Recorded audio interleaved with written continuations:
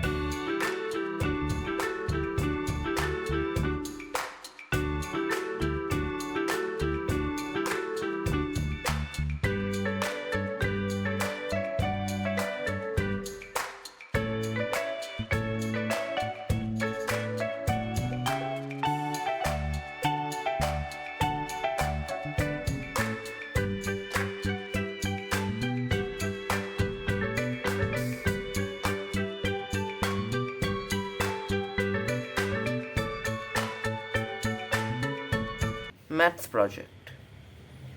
First, we have even number and odd number. Even number.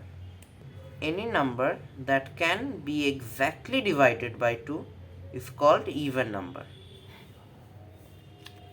Example 2, 4, 6, 8, 10, 12, 14, 18 and many more. Next, we have odd number. A number which is not divisible by 2 is called an odd number. Example 1, 3, 5, 7, 9, 11, 13 and many more. So I hope you enjoyed this video. If you did, don't forget to like, subscribe and share this video with your friends and family so they can use this information.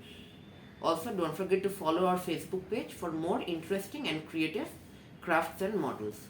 Thank you and have a nice day. Bye.